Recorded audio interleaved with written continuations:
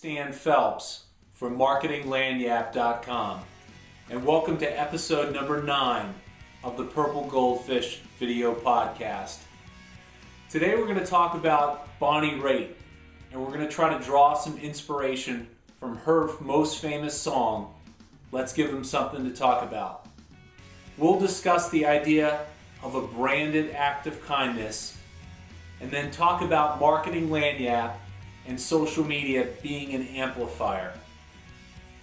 We're going to go out to San Mateo, California for an interview with Dave Carroll of United Breaks Guitars.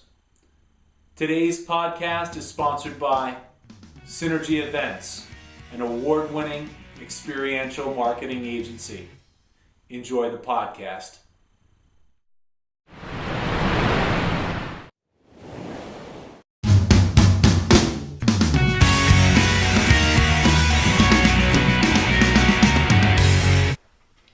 Hey, welcome to another version of the Purple Goldfish podcast. I'm here with Stan Phelps. I'm Jack, and Jack, what's going on with the shirt there, buddy? Well, Stan, you know Lanyap is that little extra, giving a little bit extra, and this is me giving our viewers a little bit extra. A little something extra. Maybe a little too much extra? Whew. Well, you know, I want to give people something to talk about, Stan. Right. And I understand that you have something called the Bonnie Raitt analogy. Right.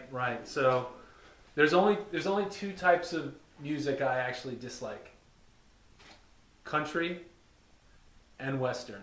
You got that from the Blues Brothers. Maybe, right? So Bonnie Raitt, probably her most famous song, Let's Give Them Something to Talk About, like that shirt. But really, that's the whole kind of theory behind marketing Lanyap, right? You want to go above and beyond, so you give that customer, when they walk out the door or hang up the phone, you want to give them something to talk about. So in essence, that's the whole thing. So to me, the idea of kind of creating what I call a branded act of kindness, that little extra, is kind of the crux of the whole thing. So instead of a random act of kindness, it's a branded act of kindness. Yeah. So you're not doing this out of for the heck of it. This is a business thing. You're selling a product. You're in this to make money. So it's not just you're going out and doing charity work, right. But it is a sincere act of kindness that is unexpected. Because let's face it, when you go these days, the last thing you expect from a business is kindness. You expect them to, overcharge you and hide it, and right. You're skeptical, right? You're skeptical. That's exactly it. So, yeah, I think with the idea of random acts of kindness is that, random acts of kindness are great. So, buying someone a cup of coffee or paying for their gas. I mean, it may get you in the press or whatever, but they're kind of just one-offs, where the idea of Lanyap is kind of being consistent, like always going above and beyond. And so a random act of kindness, again, it could be like paying someone's tolls or whatever. That's great. But what does that have to do with your business? Wouldn't it be great if you actually gave some type of added value that was signature to your business?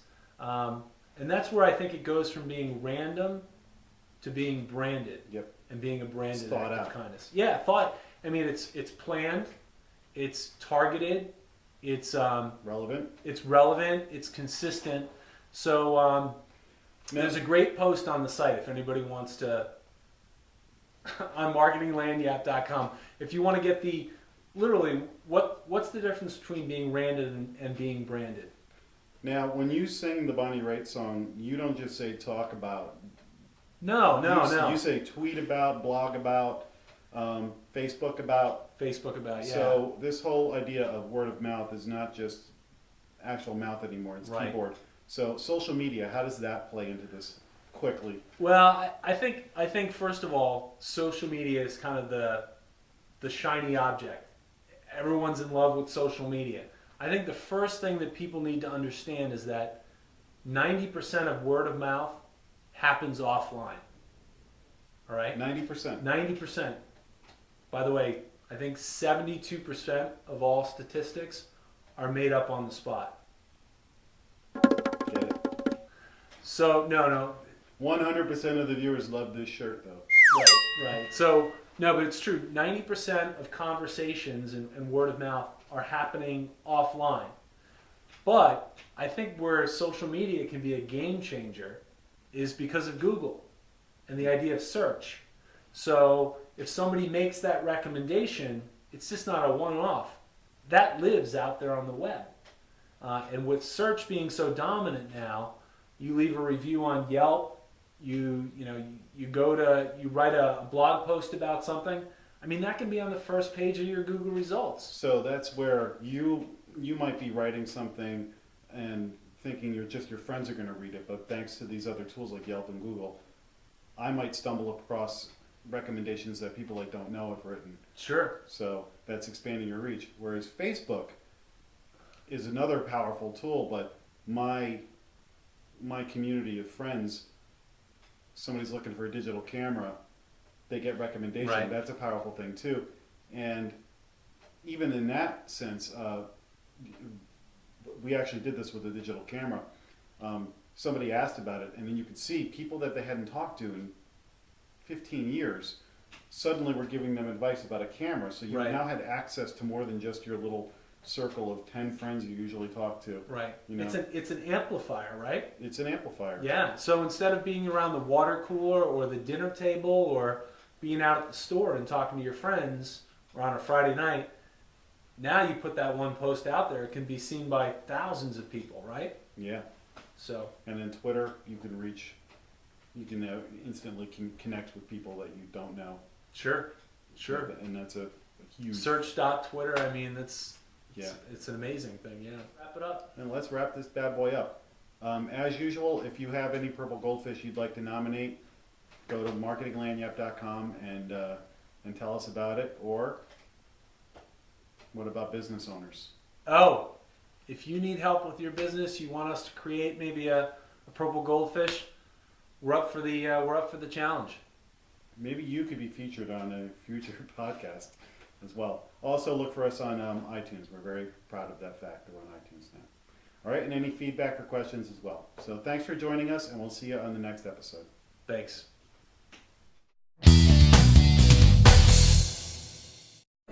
If you broke, you should fix it. You're liable, just admit it. I should have flown with someone else or gone by car. 'Cause United breaks guitars. Board.